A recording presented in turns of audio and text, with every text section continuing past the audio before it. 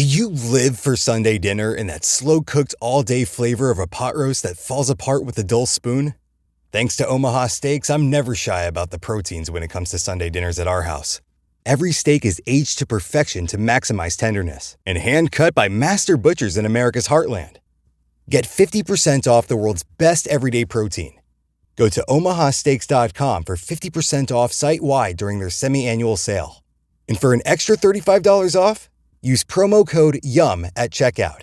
That's 50% off at omahasteaks.com and an extra $35 off with promo code YUM at checkout. Terms apply. See site for details. Go to https://omahasteaks.com to get 50% off site-wide during their semi-annual sale. And use promo code YUM at checkout for an extra $35 off. Minimum purchase may apply.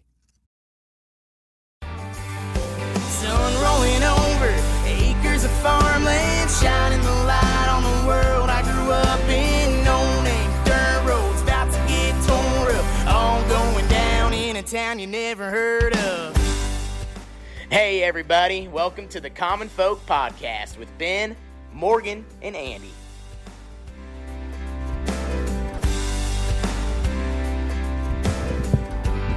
Welcome back to Common Folk. Right. Podcast. For the people, by the people. I got this mic in the wrong spot today. What the Andy's heck? getting all prepped. There we go. That's right. His voice just warming up. This is day 2. Busy week. Do you run out of basketball lingo? No. I just reuse You just start making it up? I have made it up before and it doesn't work. Okay, so what? like you've just called something like random or what? Well, no. So like you want to be kind of like original and, do different stuff and keep people engaged. Okay. And I'm always trying to be very cognizant of that. But it is just a basketball game, or a football game. So you can't reinvent the wheel. Exactly. You can't just invent language. And I was getting a little too cute one time where I was trying to rhyme with this kid's name, and his name was like Beto. And I said, Beto with a neato move. Oh, boy. And it was just Doesn't right. deafening silence between the producers in the truck. My play-by-play guy, he looked at me like, what the F? I'm like, never mind. so I Not going with that. Yeah, I just kind of try to keep it between the lines. Have fun, and Are you like that guy for Nebraska, whatever his name is? oh my God, his nobody's that guy. famous. Oh, it's Kent just Pavelka? yes, Yeah. so freaking good, Andy. You got to get there and just be like, he's on an get all-time. so excited. He's on an all-time heater this year, and a lot of it has to do with the team being so good. I know, but so- still, his voice is Yeah. killer. Oh, he's a and his professional. excitement Yeah. is like, I could watch it all day. It makes me smile like ear to ear. He's great. And earlier in this season, it went viral. You know how things go viral now on X or whatever. One of his audios was last second shot, Nebraska's down at home, and they dribble around, and this kid makes this off balance, crazy, 15-foot jump shot. And if you're just listening to the radio, he just goes, and Lawrence with a blah, blah, blah.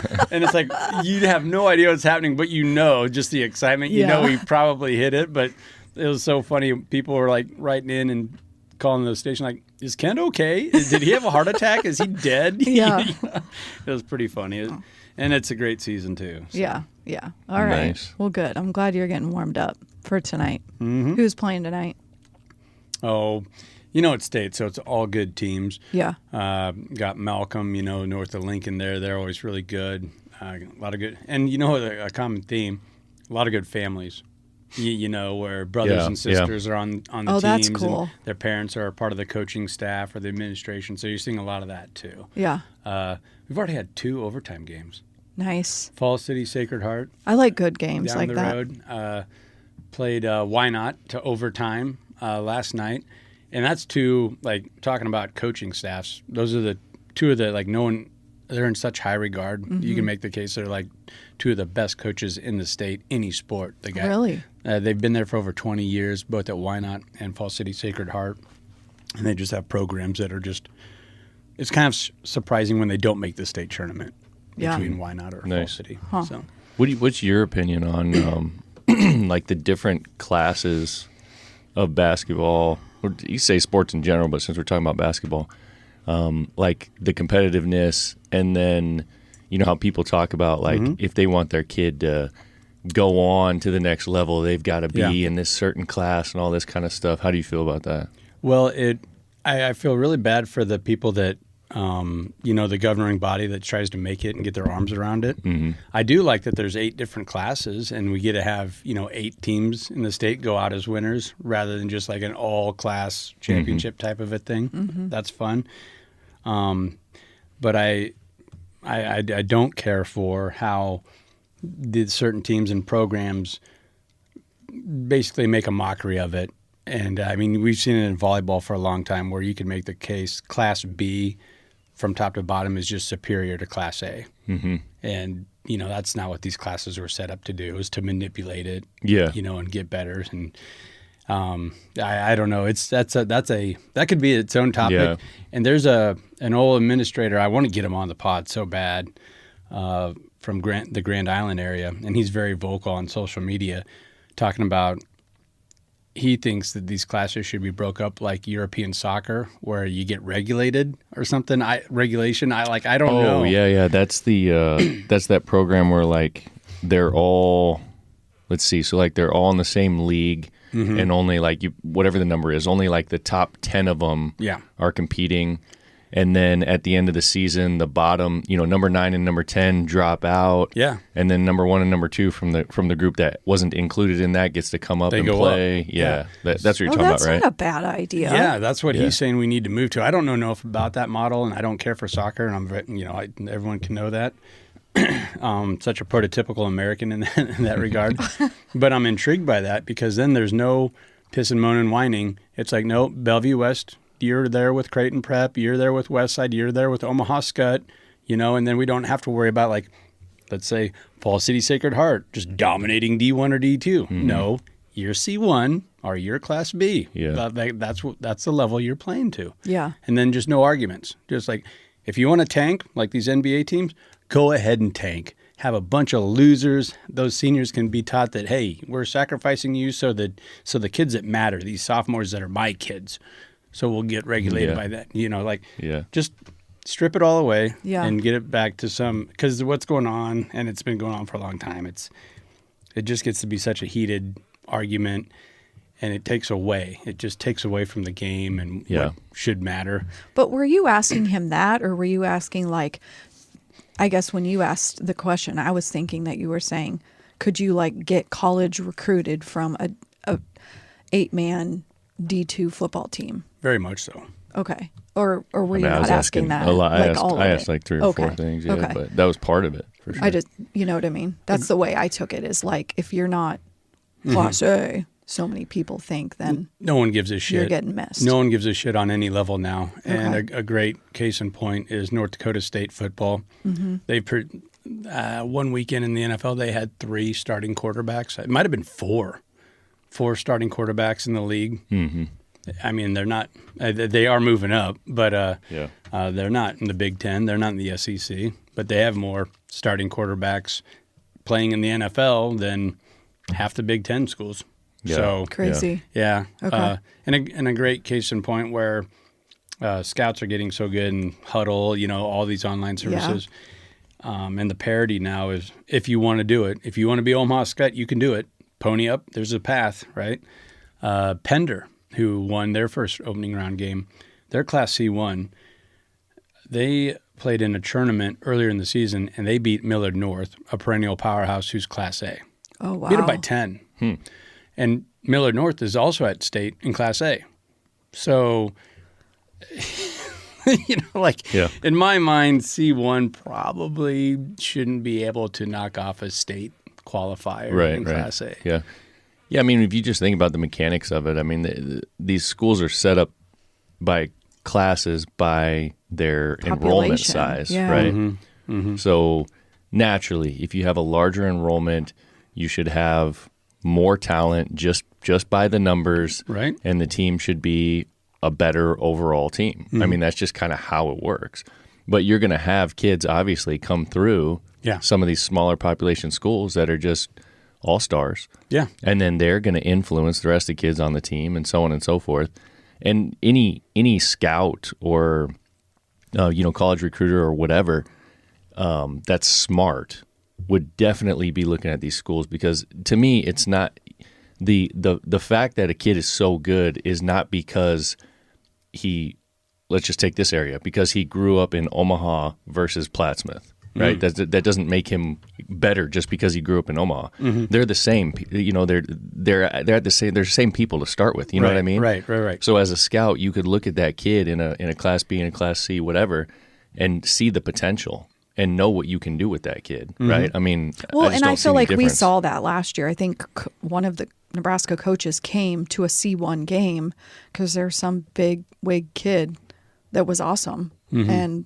I don't know if he made it or what, but it was like, oh yeah, coach, came. So, I mean, it makes sense. I think they're starting to come to smaller colleges because there is still talent. I think it's always been a thing. I think it's always been a thing. And I think just the louder people have done a good job of making people think that here's what you have to do. And it's pretty easy to be loud now. Yeah. And I'm not picking on Pender at all, and they are, to a certain extent, that team that just has really good players that are talented, generational type talent. But they also are bringing kids in from their surrounding areas that probably would be going to a different school. So there's a little bit of that too. As far as getting recruited, it's a weird time where AAU matters more now than your high school team in a lot of regards. So when you're talking about is that kid in Class D1 or Class B as good as Class A kids? Well, you know that because they've been playing AAU ball the last 4 summers. And that's usually, especially when you get out like in central Nebraska, that select team, they're taking 2 or 3 of the best from all the surrounding programs that really give a darn about their athletics. What we're seeing around here, I feel like a lot is UTAN stepping it up because they're close to Elkhorn, and you ain't so Class good. A. They're but so guess good. What? You can go be a big star, but you actually could be a big star in Elkhorn, you're trying to just be smaller. Are you throwing some shade at Benjamin Button? I mean, I'm just saying it's a thing. Like, we play them, and they're not in our conference, but like they are killer. They are. They're not dumb. They got space to grow, and these Elkhorn kids, Elkhorn's growing. Yeah. But they live in Elkhorn, but you can go to UTAN. Yeah. And they're nice kids. Like it's a great program. It's smart. I mean, I don't know if it's fair. That's just it. It's not. Look at Waverly, Gretna, all these schools that just pilfer off the top of great Omaha kids or Lincoln kids, Norris, Oh, yeah. And I don't want to take anything away from these because these are programs that care. These are schools that care. They're great kids. Yeah. I love going to cover their games. Fantastic coaches, too. But there is the fact that, they're kind of skating by the system a little bit or through it.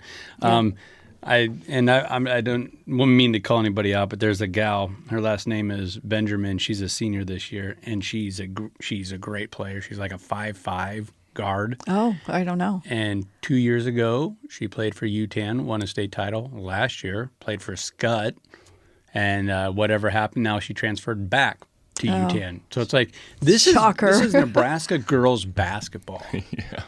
And now we're talking about it like it's D1 football in the SEC. It's just that school jumping, man. Ugh. Dude, we could talk about that forever. Yeah. God, people jumping around like that. It's wild.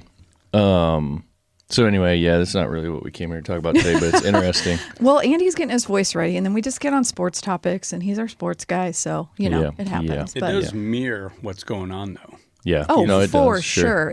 And the timing of it with all the basketball and stuff. So what do you got for us? So anyway, if you if you pay close attention to podcast, last week we were at the Farmer to Farmer show in Omaha. Andy and I recorded a bunch of interviews, got to talk to Millennial Farmer, got to talk to a bunch of other people, some interesting stuff in ag.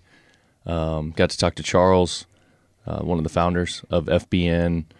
It was a good time. Yeah, it was. Neat seeing a lot of things out there in ag, and check them out. If you're in farming and you don't know what FBN is, definitely look it up. And I left there both days thinking, man, I wish we would have interviewed this guy. I wish we would have Yeah. interviewed that gal. You know, like you get to talking to people, and there's just everybody had something kind of neat or cool to kind of bring to the table. Yeah. We didn't talk to Andy Clean. You Right, know, like, yeah. How long did we talk to Yeah. him? It was like, oh yeah, we're gonna get Right, you. We're yeah, gonna he get didn't you. make it over, yeah.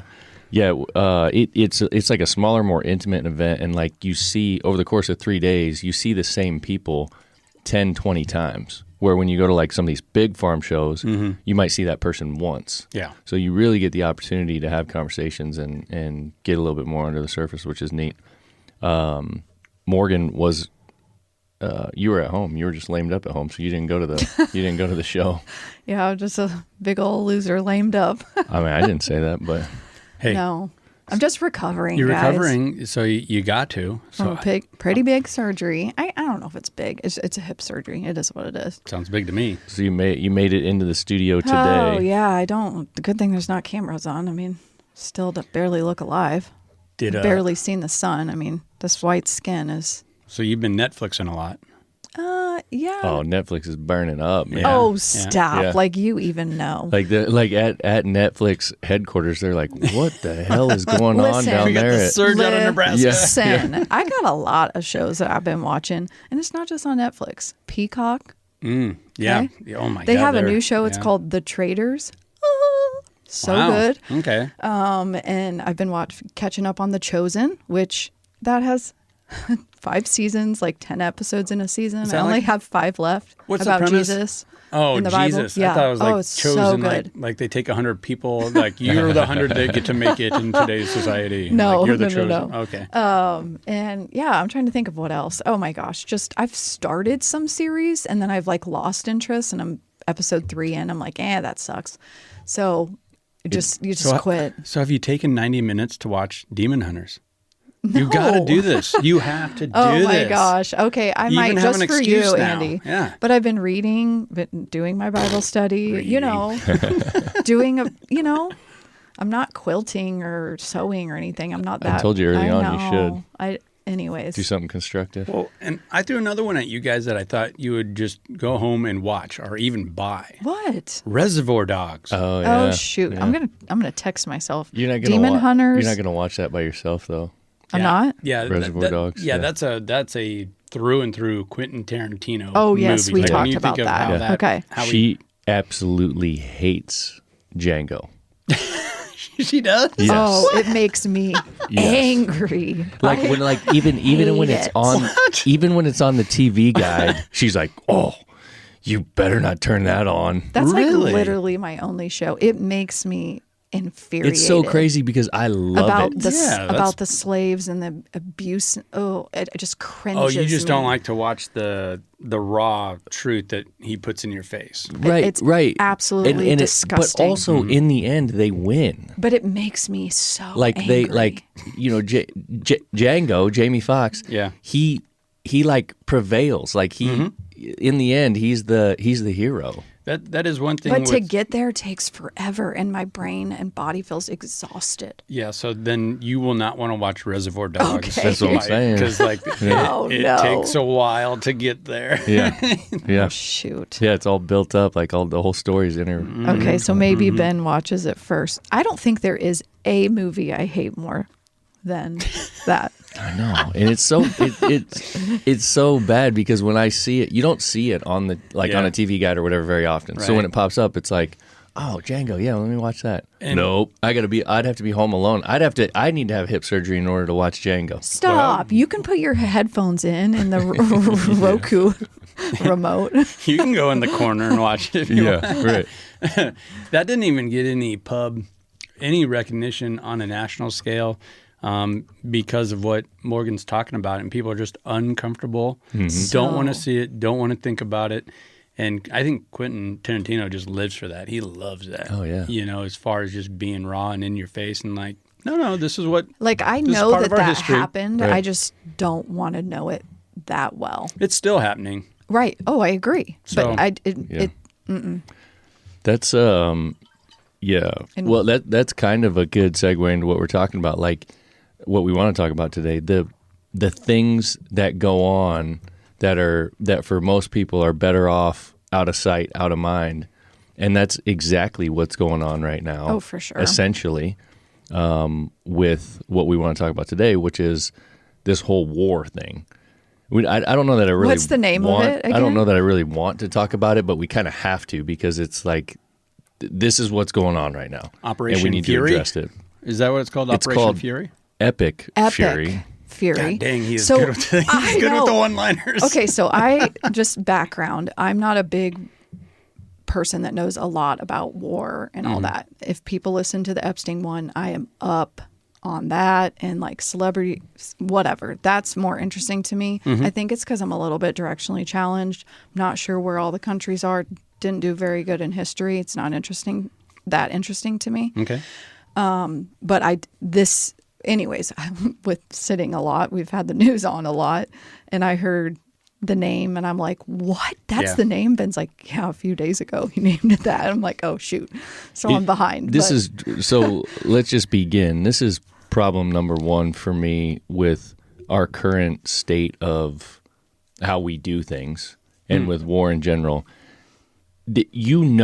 There was a marketing team that sat around for a week or two sure. and figured out, what are we going to call this thing? When Fox and Friends were talking about how cool the name was, I'm like, shut the F up. Yeah. That just makes Yeah. me sick. It really does. That and we'll probably bounce around a little bit here, but exactly how I felt when they were bragging about the torpedo that was launched at the Iranian naval ship, the torpedo that was launched from our submarine, and how they're like, oh, this was so cool. This was the first time a torpedo has been used since World War II. yeah. And there was like people on the news that are like, man, that's impressive. And I'm like, dude, what? Yeah. And then they go into like 84 have died, 34 Yeah, injured. It's I'm not saying that ship didn't need to go down. I don't know if it did or didn't. I'm not directly involved in making the decisions. That's not what I'm talking about. What I'm talking about is what are you doing? Like, why are you bragging about? Why do you think this is cool? Yeah, we're celebrating loss of life and destruction. Yeah. Is kind of how it comes across, Yeah, right? it's just wild. And then back to the Epic Fury thing. It's like, this is such a cool name. You're like, this is what we're gonna call it. This is gonna be an Epic Fury. The word epic to me has been a problem for a couple of years. I think we've talked about this. It's so outplayed. Oh my God. Everything is epic. And this was a couple, but this was a Extreme. couple of years with ago. an X, spelled with an X. Yes. I can't believe they didn't use that. Extreme spelled with an X somewhere in there. Extreme Epic Fury. Extreme peace. Yeah. I mean, like, dude, that, first of all, that word is owned essentially in my mind by like the skater and surfboarder community. Okay, so it's a word that shouldn't be used for. I mean, it's just like Shouldn't be used like for war. Dude, this is so epic. Whoa, yeah, look at that Like- trick you just did, bro. That's epic. That's Like- so 1990s. And that's what we're gonna call a war now. The Epic Fury. And Get what outta like we're here. just bringing the fury on you. I just don't get it, man. I don't get it. Little too on the nose, isn't like really? Yeah, I guess. I don't know. That's problem number one I have with it. But getting into this, I guess what are we doing? So this is being called a war. I guess it's a war. Like what We already did the 12-day war, right, with Iran? we've done so many things that Yeah. I don't know how anybody knows what's what. well, he Like, I said don't we're even just know- getting started. And That's what Trump said this And morning. like Morgan said earlier, most people don't even know what the difference is in Iraq and Iran or Yeah, or where I they're don't. located or any of this. When Desert Storm went down when we were younger, I specifically remember. I think it was it Alan Jackson? It was Alan Jackson or Toby Keith? I think it was Alan Jackson. because of his song. Wrote a song, Yes. and in the lyrics, he said that he didn't know the difference between Iraq and Iran. Oh, come on. Alan Jackson and Toby Keith both came out with songs right after 9/11, and that's the song you're quoting there. Yeah. Okay. I yeah. recognize 9/11. don't know Yeah. the difference. Shut Yeah. the fuck up. And that too right there. That right there. Those country music stars are profiting off of war. Yeah, I don't. sure. I Oh, get I'm it. sure. And Oh, it's a machine. It is. It is a machine. and I love Toby Keith, and I really like Alan Jackson and all his songs. But you can't deny the fact that And Alan Jackson for the longest time, that was his closing bit, was that Iraq song, or the 9/11 song. Yeah. I don't know, and you got to write about what moves you and this and that. Yeah. But man, I just felt like we were talking about Operation Fury being on the nose. And then Toby Keith, like that song, I love that song, but it's like a joke to me. You know, it's fun. Yeah. You put a boot in your ass. Yeah. You must obey. I mean, that's drinking a Budweiser, lighting a. That's a 4th of July song. Exactly, a bottle rocket from your hand. Yeah. You know, like I got to be about 5 beers deep, and a little risque with my firecrackers. To be in the right frame of mind. That's not a wave the flag and good God, Lady Liberty. Yeah. No, come on. Yeah. Yeah, it's wild. What when it comes to war, like they're calling this war. First of all, did anybody not see this coming when the current president that we have comes in, the current Secretary of Defense, now called the Secretary of War, Oh yeah, that's called right. himself. Renamed. I mean, that started a while ago. I went online. I've never gone on this website. I just Google search like, what are the current stats of Operation Epic Fury? The government website is actually war.gov. Oh. That's fitting. I mean, Well, it makes sense. Yes. Yeah. Like what? I mean- When I just don't understand. When did war start being like a thing to be proud of? Oh. And to put out there like. Since day one, Ben, where have you been? Like, we wouldn't. apparently, Oh, see, yeah. I would argue that because I always felt like it was not a cool thing. Our nation, we wouldn't even have a nation if it wasn't for war. If we wouldn't uprise and sent those freaking redcoats back to where they belong, and not representing us and taxing us. So like we were founded on war, and out of our 250-year history, we've been at war for just over 200 years. So we've only had like 50 years or 40 years of peace. I'm off on that, but I'm where I'm It's going. gonna be something close to that. Yeah. It's like that. So like, it's just, and all nations, no matter what, all empires, nations, read a book. Right. War is what, unfortunately, keeps the peace. And I mean, I wish we would focus on ourselves a little bit more, but I don't know. Then we get pulled in all these different directions. Here's the dichotomy that with this current thing where I just don't know. I don't know where to go with it. I don't know how I feel exactly.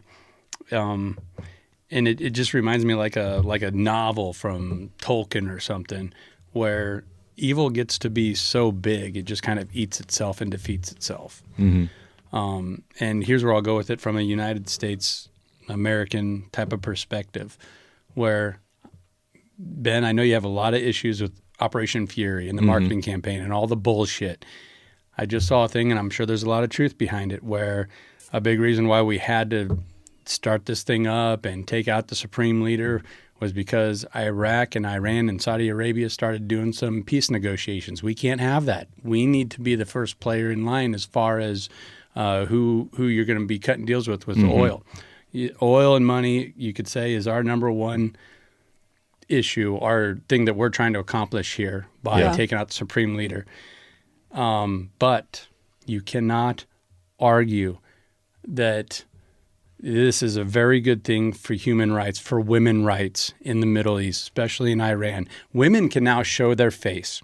Women can now wear a swimsuit without getting murdered publicly. Gay people do not get thrown off buildings now. I think all these things are very good, and that's what I'm talking about. That is such a big plus that all these other things that I'm sure is going on and I know is the trigger that made us get into this war, that hails into comparison to the net positive of these evil forces being put in their place. And God damn it, that's why America is what it is. Okay, but let me ask you. They might be fake tits, but they're hot. Okay, but let me ask you it. this. Just because the one guy, whatever his name is dead after 46 years of being a dictator, does he not have a whole line of people that's going to take over? Right now it's kind of tough because that's what's right like away, I don't understand. So now women are in the streets showing their boobs And and that's because of one man? Get out of here. They had so his predecessor stepped up and took the reins. he got murdered within a few hours. Okay, But, so then the thing is they have a line of 20. We've already learned this. We've already seen what happened in Afghanistan. We've already seen what happened in all these other countries. We go in and occupy these places for 10 years or 20 years or whatever it is, and change everything and leave, and in a matter of months, it's back to the way it was before we got there. Yeah, it's going to happen again. Yeah. It's always going to come back. You can't change who these people are. You know, that's always going to be there. Yeah, but we are going to instill, and I'm sounding so pompous and everything, but we are going to put in a government that's more pro doing it the right way, doing it our way. And for a time, peace will prevail, and women and minorities will have rights. And that's where people, I think, will change and can change. You think it will stick, though? I think that's good. But, I mean, again, Iran used to be so awesome in the 60s and 70s, and I'm sure you've seen those videos of progressive women that were at the universities being professors. And then, like you said, some people backed out, and opened the door for this regime to take hold.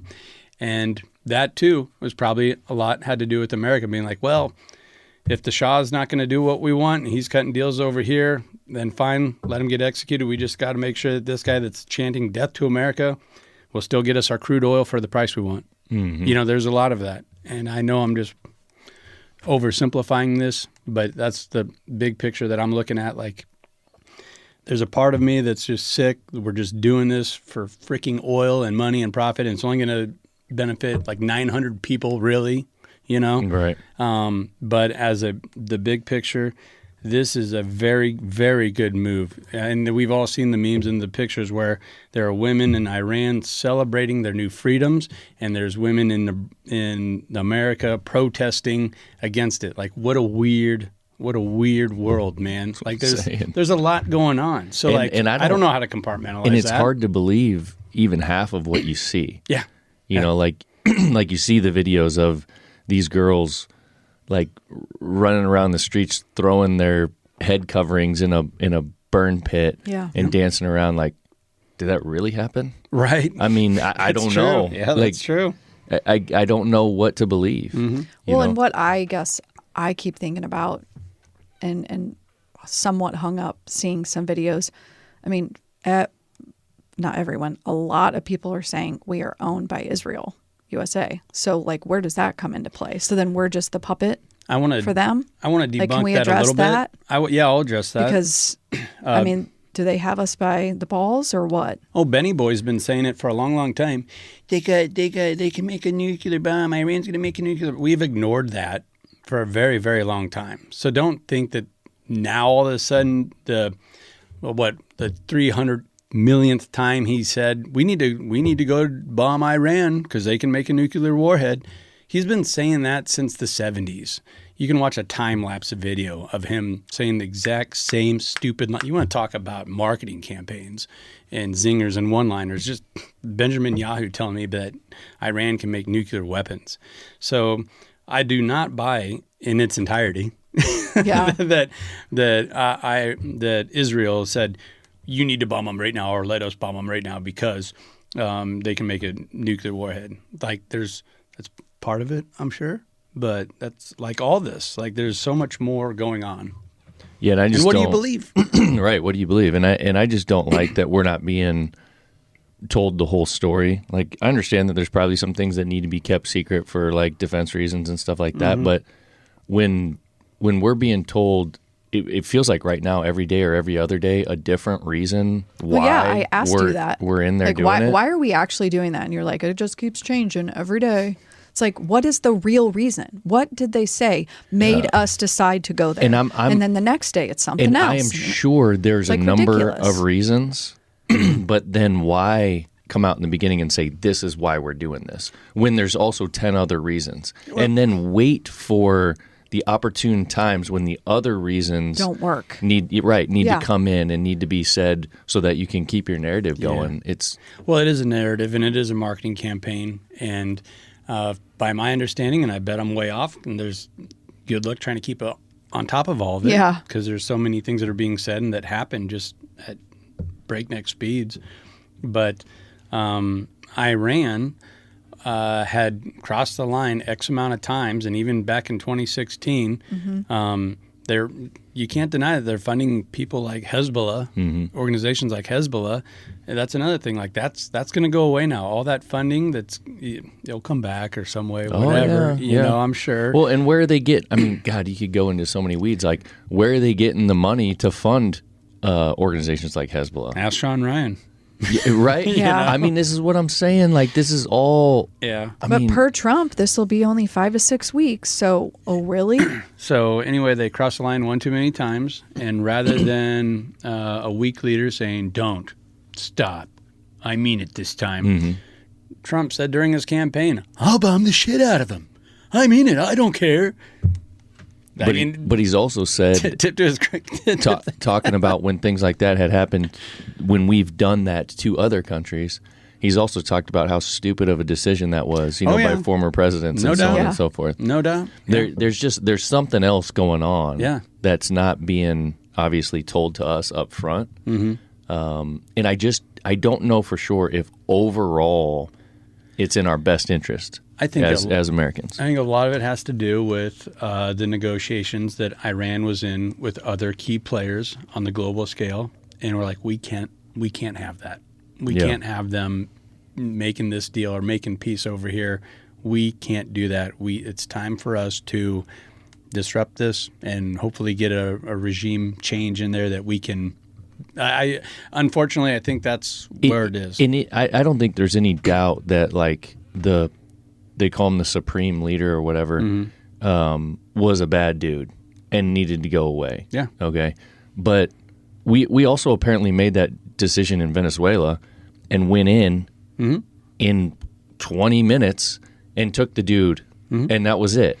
Why wouldn't we do that there? I understand that there's things that I don't understand about, like, the about warfare and about like that stage and all that kind of thing, but that's what we did in Venezuela. I mean, if there's one bad guy, wasn't that pretty much what we did in Iran? I mean, we are decimating that place. We knew that group of a-holes were in that compound, and so we're like, fine, Israel, let it rip, and they flattened that place. But it hasn't stopped. He didn't, we didn't just go in them. and take that dude out and then be done.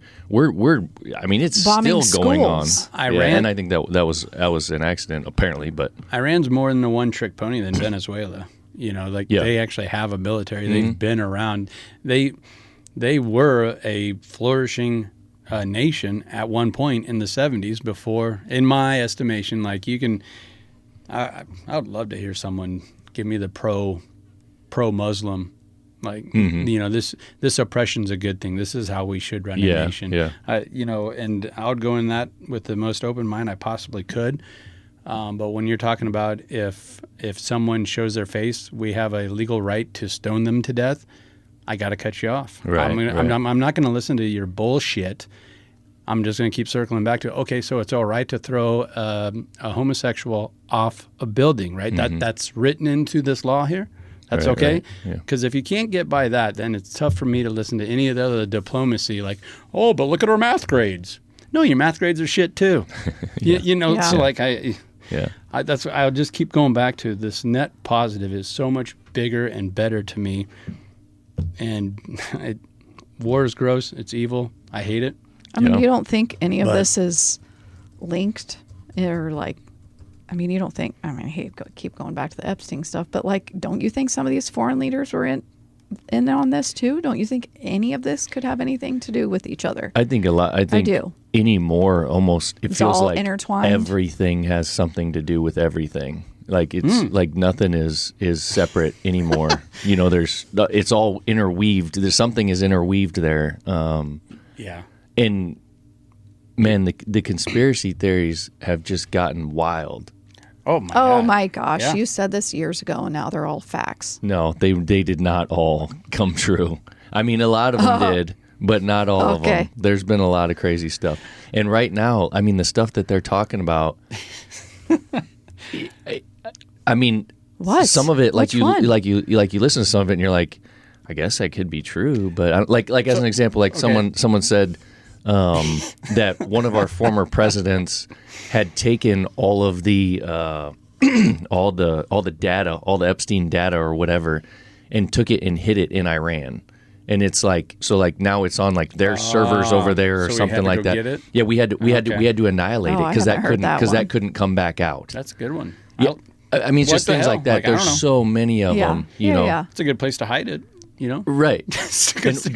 But also, if that was true, then that means that at some point in the not too far past, we apparently had such a good relationship With someone with the there. leadership Yeah. there that we were able my that they God. were willing to store our deepest darkest secrets. I mean, because if they had that, wouldn't they just release it? You're being an idiot now. You're thinking one step further. You're being an extremist. You're being an extremist. I know. Like, that's just real obvious. Like, take the next step. One of my favorite guys out there right now, that J.P. Sears.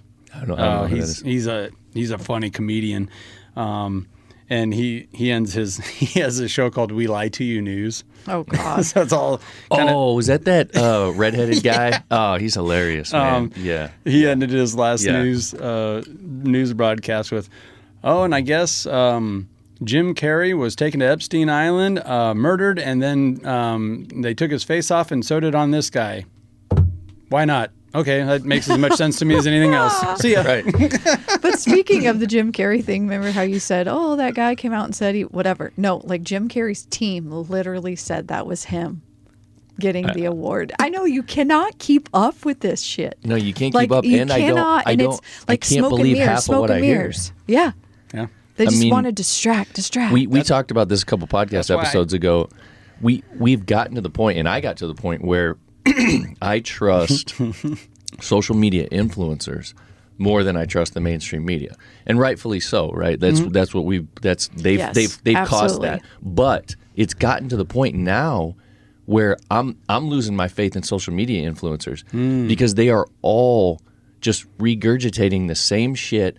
Every time something new pops up, they're all over it. Oh, this is happening now, and that's happening now. It's all a bunch of clickbait bullshit. I don't feel like they're. It was that they were sharing what they truly believed and what they truly saw. Yeah. Now it's gotten to the point where a lot of them are just sharing whatever the hottest topic is, so that more people will click on it because they're all competing with each other. Yeah, now. you gotta unfortunately, especially on YouTube, which I spend way too much time on YouTube posting and trying to figure out what gets views, what doesn't. You know, because I manage a couple of channels, and you gotta. The unfortunate truth is you got to play that game a little bit. You got to have those titles and thumbnails be a little clickbaity. Because go back to this. But you have if you to- don't get that click, you won't have any influence. And that's what I was about to say. So go back to what the motivation is. Yeah. So is the motivation for your platform that you get paid by YouTube and that you just get bigger and bigger and bigger, or is the motivation of your platform that you just want to get truth out? Because if you just want to get truth out, then you're willing to sacrifice the views and the subscriptions and but then you don't have the influence. Then but nobody knows what you're saying. But eventually it'll come back around. That's the thing, is like once people start, and that's what happened with these people to begin with, is once people start realizing that's where the truth is, then it doesn't matter when they get shadow banned and whatever else, because people then go search for them. Right. You know what I'm saying? And there's a lot more platforms now, but they're having a tough time making it where you can speak your mind or say something that's not popular with the right, say something that's not popular with the left, like Rumble, things like that. Patreon is a good one. But even Patreon and Rumble, you got to get noticed on these mega platforms before you even know to look for them. So no matter what, you got to play that game a little bit. And I'm not saying it's right. I'm not going to bat for it. I'm just telling you the reality. Yeah. Right, but don't worry. Like someone that's at the shooting in Austin can videotape people that are literally dead on the ground, and everybody sees that. But that gets sent out to everybody. But don't worry about that. So then our kids can think that that's normal. It's normal. We get to see dead, literal bodies. That was a This is wild not video. AI.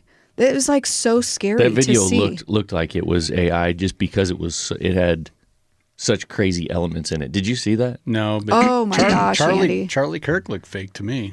Like that was insane. Oh, Yeah. come on. That was. He's alive. Why not? Why not? They're all alive. Sure.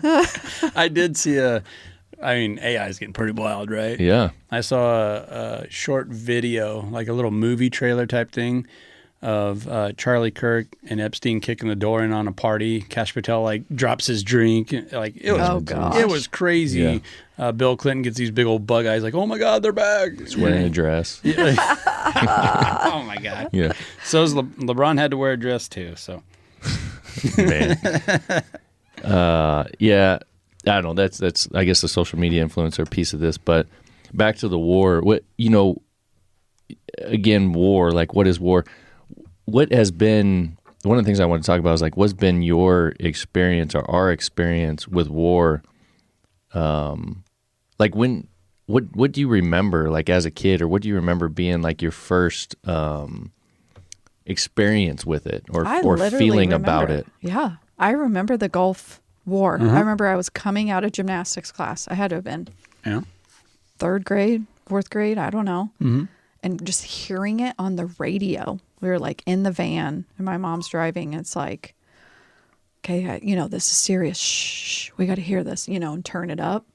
And just silence going home. Obviously, everyone remembers 9/11, but that as a kid, like that far back of a memory is crazy. So you just always kind of wonder Like no social media. It was only it was literally the radio. It was a radio or TV. Yep. It wasn't streaming TV. You couldn't pull up the news anytime you wanted. You'd have to be watching it at a certain time. In the van. Or yeah.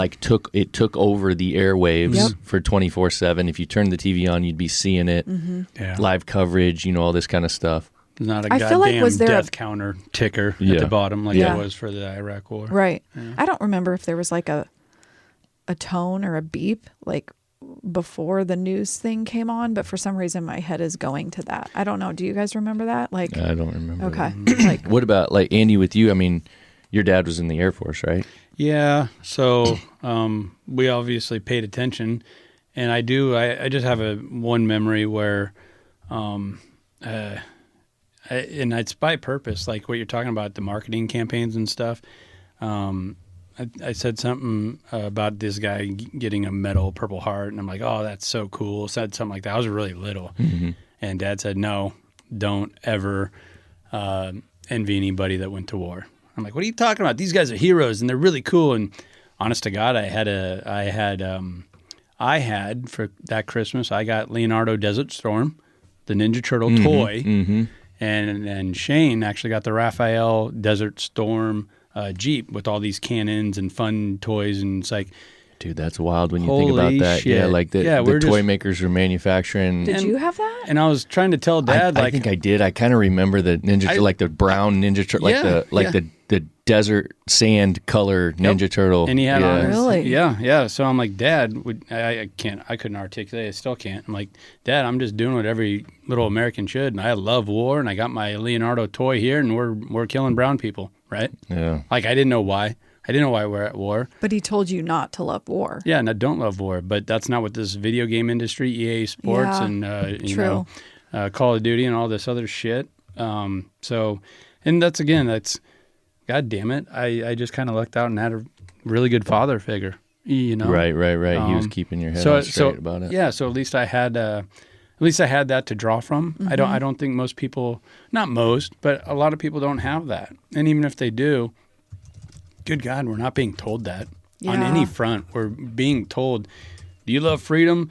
Listen to Toby Keith. We got to bomb the shit out of these guys. Yeah. Our president actually said that. I'm going to bomb the shit out of them. And there you go. What's your memory, Ben? Do you have one?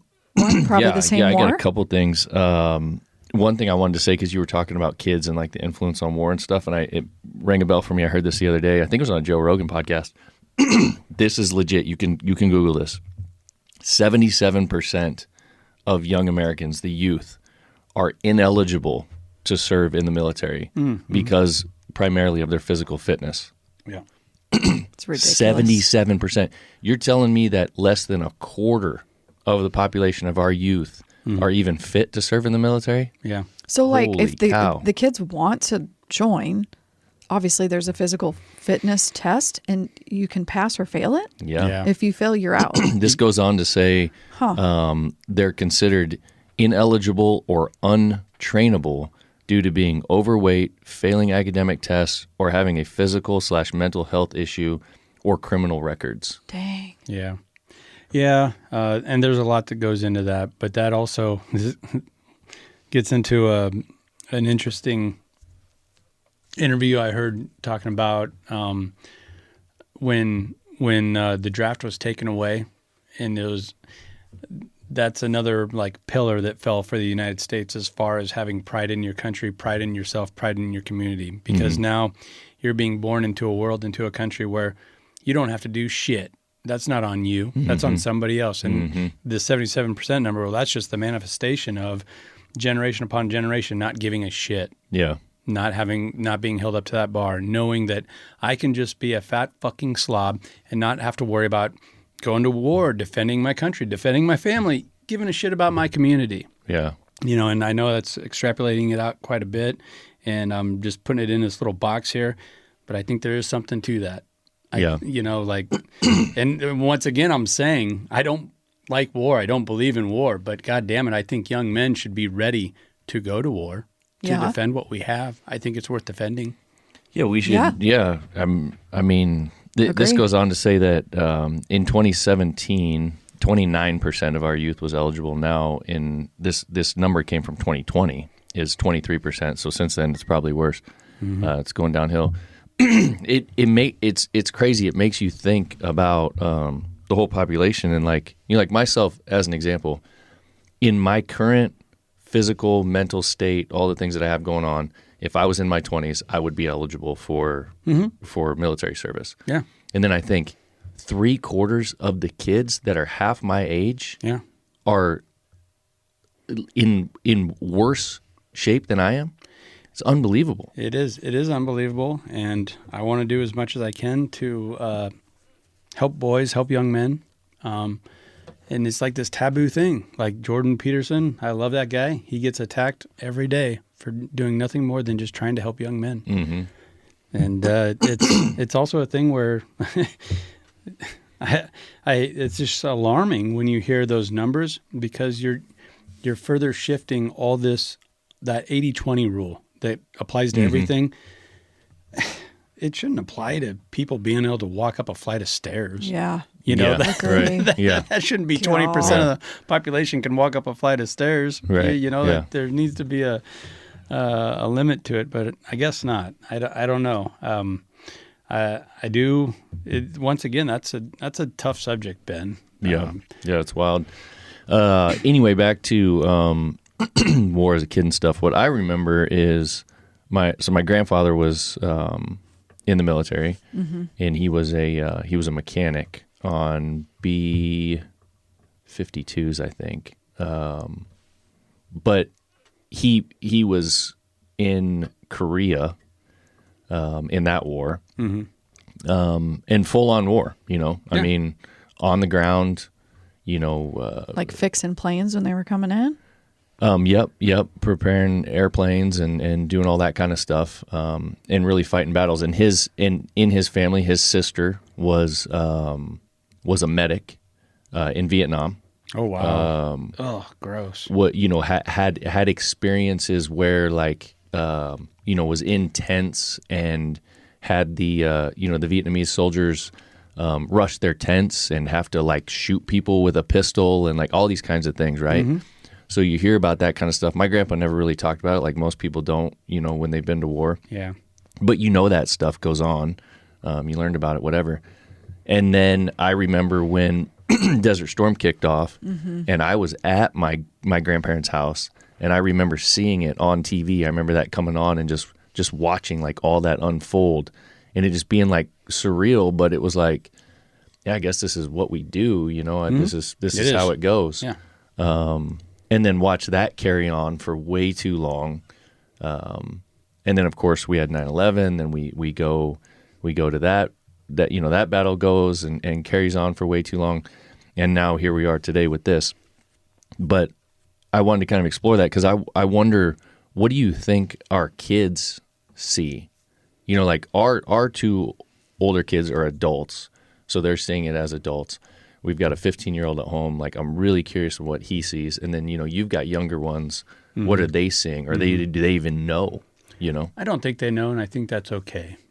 Yeah. I can't even get my head around these geopolitics and, well, is it good we're in Iran or not? Is it Israel? Good Yeah, God. but you knew we were at war, so you Yeah. just said your dad did you a service by, by talking to you. Ozzy's was Yeah. your age, so don't you think he's old enough to handle it? More than anything. And know just the basics. We're at war, dude. Well, more than anything, it just pumped the brakes on us celebrating war, on me thinking that it was cool. Yeah. So if Ozzy's watching a cartoon and it's Desert Storm Leonardo kicking some ass, and in that space, in that regard, I will be like, hey, buddy, that's actually not heroic. He does not want to be there. Yeah, he's only there because he has to, to defend our beautiful nation. Mm-hmm. But even that gets muddled up now. Right, Like, do we exactly. really have to be there? Like, I can't even tell him that. Right. You know what I mean? So I mean, but I get, I guess I feel like with the girls, we probably were able to do a better job of my whole thing with a lot of parenting is being the first one to tell them. yeah. And again, we were a little bit able to do that because they didn't have as much social media. Now he does. So he kind of found out kind of when we did, but he also was like, oh, we're at war. Yeah, dude. Like, we are, and had a little bit of a conversation. So he probably then 20 years, 40 years from now be like, yeah, I found out about it on Instagram. And at his age, like, he's literally coming home and telling us things Yeah. Sure, of about course. the war. Yeah. Yeah. I know mean, what I mean? him Like- and his friends are talking about it. But he's like, oh yeah, we, like, I remember when it first kicked off. I remember him walking in the living room, or whatever, and he's like, well, that's what happens when you kill your own people, and I was like, okay, that's part of it. Yep. Yeah. But then you just start wondering, like, man, what? That did open the door for the uprising. Yeah. Like, what is he getting the whole picture? But that's our job to talk about it. Yeah. But how but what even is the whole picture? Yeah, I was gonna say, who's gonna- Exactly. We don't know. Yeah. But yeah, there's again, No, it goes just- back to having conversations. And I We don't- talk about that a lot. I think a lot of people don't think about this or don't realize it until you go through it.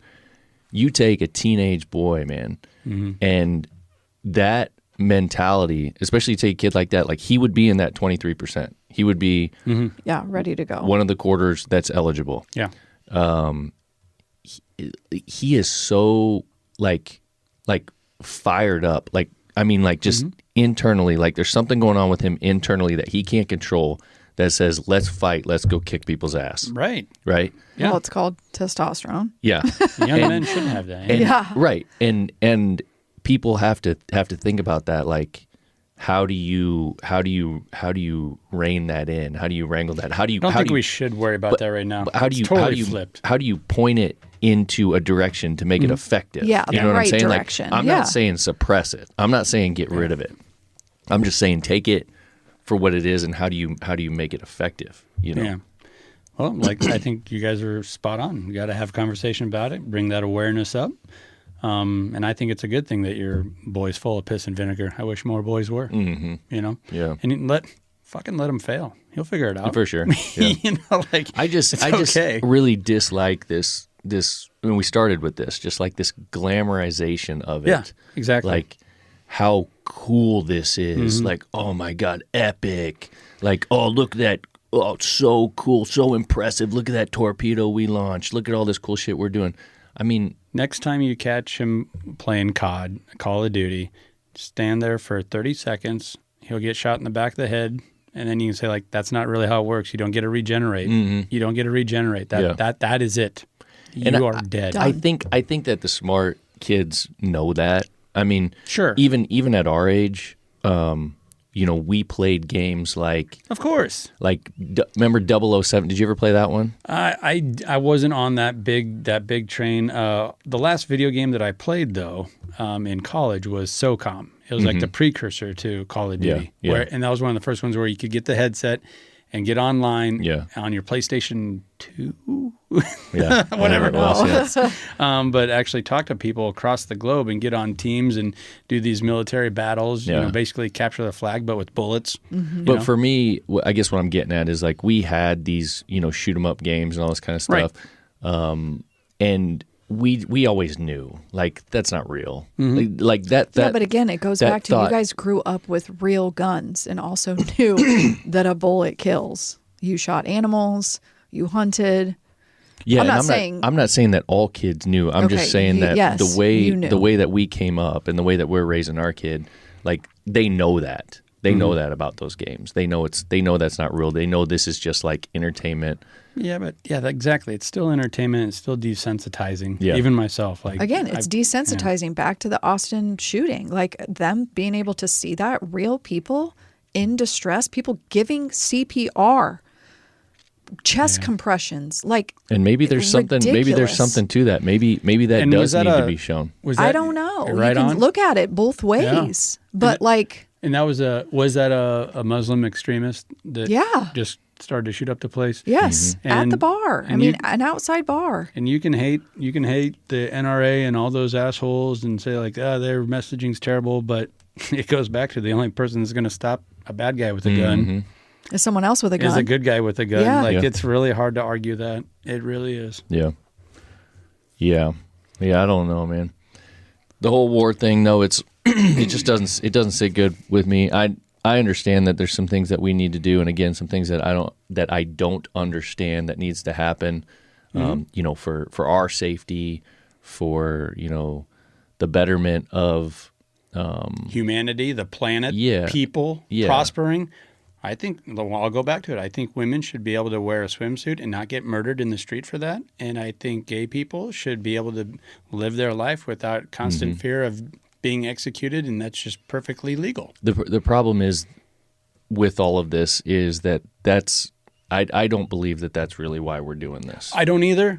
And I tried to make that Yeah. clear that Yeah. it's but the net positive that provides is like that's what I'm saying. Like your multi big picture is evil eats itself and gets defeated by good, and by us cutting deals and securing oil and making a few more billionaires happy here in the States, we're setting millions and millions of people free. We're pushing humanity forward, and it's a byproduct of this stupid little minuscule getting a few people a few more bucks. I feel like because it's a byproduct, it's not something that is for. It's not something that's permanent because it's not what the focus was. It's not what the intent was. So it's gonna be a side story, and it's gonna go away. But So then what are we trying to accomplish in the end? make a few more billionaires. we- My fucking nephew needs to be a billionaire. I'm a billionaire. You should be too. We've asked this a few different times right. today. So, but I mean, there's no answer. So again, Thought it was pretty clear. it really, when it comes down to it, yeah. I mean, it's control. Yeah. It's we need oil. It's I've heard that- monetary markets, worldwide monetary things. Yeah. Right. I mean, Heard the conspiracy theory that Iran's one of the big outliers as far as getting everybody on this digital currency so it can control your money. Iran was just in the way, and then finally it's like, all right, over. Boom. You're Yeah. done. You're Yeah. done. You didn't play ball. You're done. But even with, okay, let's say that's true. We're still setting human rights free. And Ben, when you're talking about intent, and I do believe Iran was on such a great path back in the 60s and 70s. And they had their flaws. They had corruption. We do too today. But they're on a much better path than what they were, just a few weeks ago. So you're talking about getting back to the way it used to be, or whatever, this actually could allow for so much good to happen. And even if it's just an opportunity for good to happen, I believe it's worth it. I think it's a net positive. And that's me not grandstanding for war, because I think war is ugly too. yeah. It's kind of complex, isn't it? it is. It's very and yeah, I it guess sounds like you can't decide, Andy, if you want to be at war or not. No, I'm kidding. I mean, I know what you're talking about. This It's just modern- like there is positives and This obviously modern day there's warfare, negatives. I do like it better than what it used to be. I mean, what happened in Venezuela and what, for the most part, what happened in Iran a few days ago, that sends a clear message. Like, we don't need to drag this thing out. Like, Yeah. we have this technology in place where, get on this digital, don't take those signals, and play by the ruls. They're just going to out you. Venezuela can happen to you. Yeah. Just some numbers to kind of close it out, I guess. I found some of this interesting. Approval percentages from the American population. They show anywhere, depending on the poll, from 27% to 41% approve of what we're doing, the strikes in Iran and this joint military action. So, if you believe these polls, the majority of Americans don't like what we're doing. It could be a lot as far as like 75%, and it could be still the majority as far as like 60%. Hey, I'm on board with all those people saying, release the files. Sorry, all we can do is bomb Iran for you. Like, I'm on board with that sentiment. I mean, we got it. Let's clean up our own backyard first. And we've talked about, politics and partisan stuff here before a lot. Obviously, it's always intertwined. But if you split that up, these polls say anywhere from 65 to 90% of MAGA-aligned Republicans approve, while 78 to 89% of Democrats disapprove. So it kind of shows you where that split is. And I also hate, by the way, that like now all of a sudden we've got MAGA Republicans and also Just Republican non-MAGA Republicans. Yeah, I mean, now we have another group. I don't know. Okay. God, yeah. Enough already with the words. I don't know, but that too, like, we probably need more than two parties. Maybe that's Oh, yeah, I mean, the party thing is so played out. God. Maybe this is the first step of actually getting a good actual Green Party or Independent Party, whatever. I don't know. And then It's going to be called Independent Republican or Independent Democrat. So Ridiculous. 56 to 60% of Americans believe that this is going to become a long-term conflict, and they're opposed to sending ground troops in. So just gives you kind of a little feel for where the American public's at. Yeah, I actually put a poll out on our News Channel Nebraska's YouTube channel. Let's check out that because What'd you say? I'll read it here, and Okay. then because I think it goes right in line. I forgot we put this out the day that it broke out. Let's see here. President Trump says the campaign against Iran could last 4 to 5 weeks. Do you think the U.S. should pursue a short, high-intensity campaign or seek an immediate ceasefire?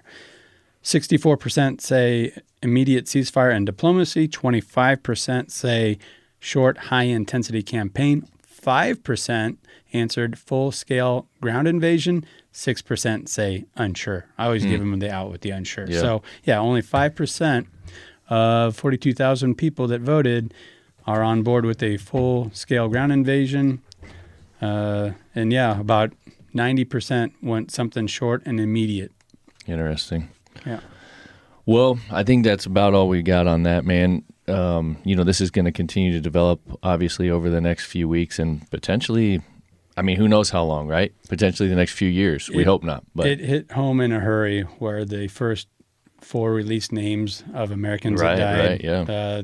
that group in Kuwait, one of them was from Bellevue, Nebraska, Yep. Sergeant First Class Noah L. Tegens. Mm-hmm. So, it's sad. It sucks. Yeah, and that was a drone attack, apparently. Yeah. Yeah. So once again, On- desensitizing stuff. On that particular guy was a mechanic. Yeah. And he was in Kuwait. Yeah, And right, yeah. Iran just like, well, you guys align with them, so we're just going to bomb you out. Yeah, it's wild. It's wild, man. I had to stand up. This is taking too long. My hip hurts. Okay, let's get the hip lady Let's- out of here so let's she get- can go get back get to her out of here. recliner. Get to Stop. Netflix. Demon Hunters. Yes. All right. Anything else? Nah. All right. We'll see you guys. Peace.